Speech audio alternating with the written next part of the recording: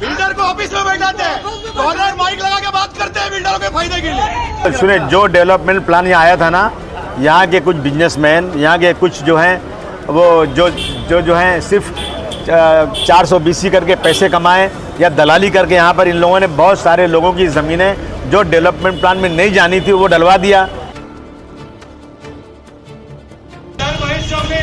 50 लोग येतात, आमदार रईशेक येतात, 50 लोग येतात, त्यांना इन्व्हिटेशन आहे का? हे का आतंकवादी लोक आहे का?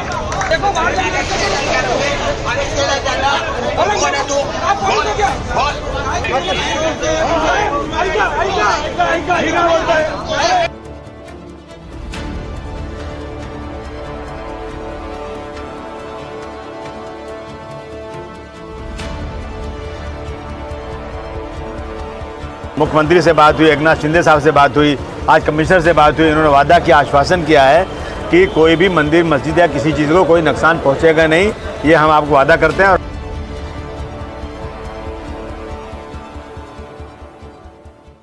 कि कल्याण रोड पे मंदिर मस्जिद या लोगों को जो घर हैं उसको कोई भी अफेक्ट नहीं होना चाहिए, किसी को कोई भी डिमोलिशन नहीं होना चाहिए। इसलिए हम लोग कोशिश देखें, हमारा देश एक धार्मिक देश है, यहाँ मंदिर मस्जिद के लिए लोग जान दे देते अपनी।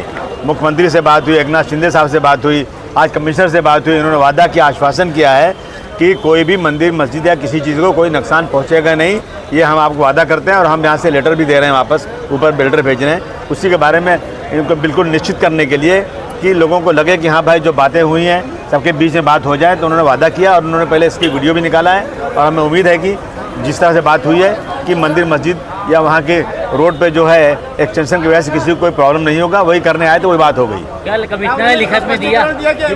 नहीं हाँ, सब लेटर दिया उन्होंने, सब लेटर लिया उन्होंने कि मैं सब आपकी जो कंप्लेन है मैं देखता हूँ, इसमें मैं स्टडी करूँगा और आपको बताऊँगा। क्यों मराठी हिंदी में फ़र्क क्या है? अरे मैं मराठी बोल सकता हूँ, परंतु मराठी की जरूरत क्या है? ये भिवंडी है, बोले हाँ। भाई क्या डेवलपमेंट प्लान में जो लेन देन हुआ, जो लोगों का डाला निकाला गया, उस पर आपका क्या कहना? नहीं, मैंने कहा ना, ये कमिश्नर नहीं थे, पहले दूसरे कमिश्नर थे। इनके भी रिजीम में 3 महीने लेट इन्होंने जो सुने, जो डेवलपमेंट प्लान यहाँ आया था ना, यहाँ के कुछ बिजनेसमैन, यहाँ के कुछ जो हैं वो जो हैं सिर्फ 420 करके पैसे कमाए या दलाली करके यहाँ पर इन लोगों ने बहुत सारे लोगों की ज़मीनें जो डेवलपमेंट प्लान में नहीं जानी थी वो डलवा दिया। उनका ब्लड प्रेशर बढ़ गया और बुला के उनसे पैसे लिया, उनका फिर निकाल दिया। तो मैंने कहा कि इसकी इंक्वायरी होना चाहिए। मैं सीएम को लिख भी रहा हूँ कि इसकी इंक्वायरी की जाए कि जो डेवलपमेंट प्लान में जगह पहले आई थी और जो निकली तो उसमें कितने पैसे लेके निकाली गई जगह वो, और ऐसे इस तरह से जो हो रहा ना, इसके ऊपर सख्त कार्रवाई होना चाहिए। यहाँ पे ना दो बातें, एसआईटी की मांग करेंगे क्या? हाँ, एसआईटी की मांग करेंगे क्या सरकार से? एसआईटी इस पे? हाँ बिल्कुल, मैं तो मांग कर मैं पहले से कह रहा हूँ। और कमिश्नर से बात हुई है कि आपने जो कहा है ना, आप 10 दिन के अंदर हमें ऊपर बात कीजिए। आपने जिस तरह वीडियो निकाला उसको हमको 10 दिन के अंदर हमको लिखित आप दीजिए। ये सारी चीज़ें आज इन्होंने दिया है।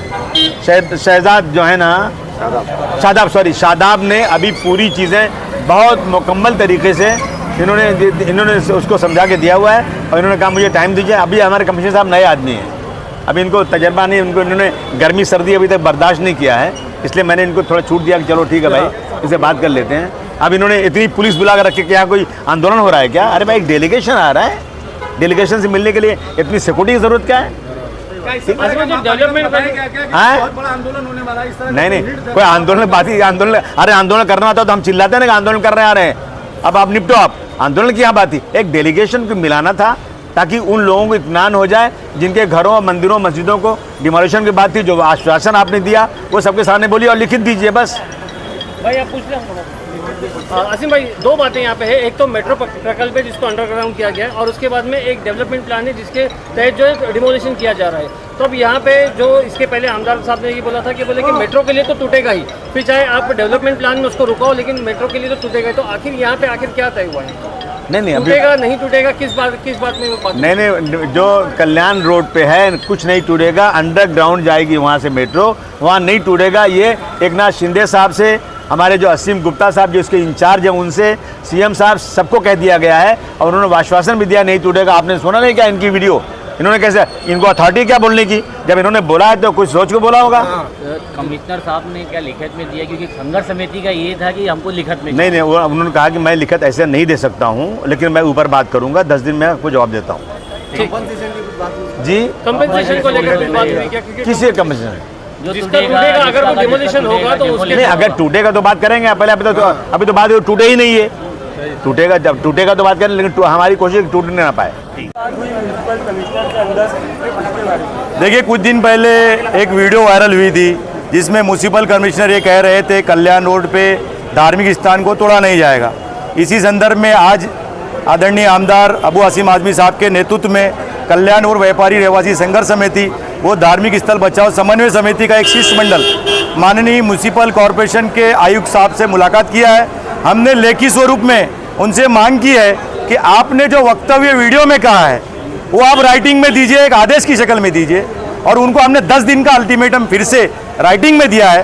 धार्मिक स्थल बचाओ समन्वय समिति ने भी बात किया है और उन्होंने राइटिंग में एक लेटर दिया है कि मंदिर, मस्जिद, दरगाह, कब्रिस्तान, बाबा साहब अम्बेडकर स्मारक को किस तरह 2023 के डीपी से बाहर रखकर तरतूत करके पूरी तरह बचाया जाएगा।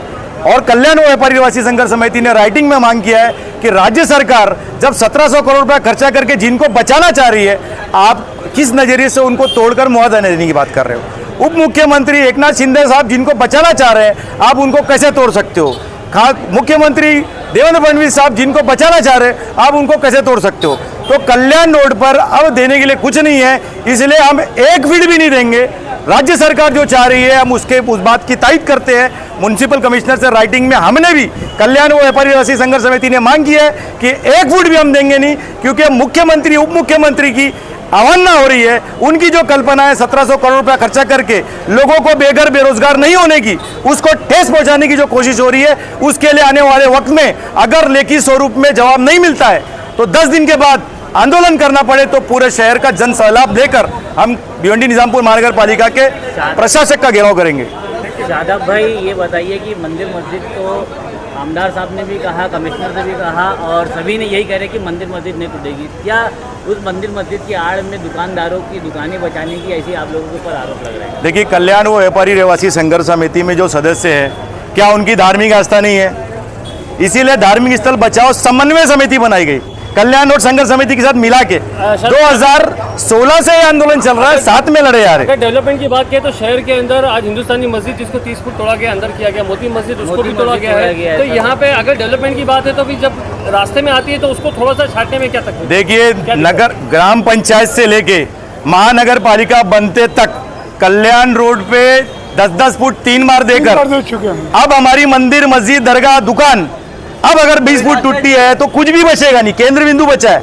शहर का डीपी 2003 का खुद म्युनिसिपल कमिश्नर का कहना है कि 90% इंप्लीमेंट नहीं हुआ।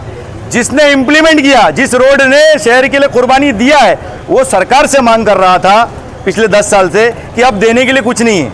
इसीलिए सरकार ने मंजूर किया ना, 1700 करोड़ रुपया खर्चा करके अंडरग्राउंड किया। वही बात हम समझा रहे हैं म्युनिसिपल प्रशासक को जो अभी नए आए हैं कि सरकार क्या कह रही है, आप क्या कर रहे हो। कृपया बिल्डर लॉबी के फायदे के लिए काम बंद करें।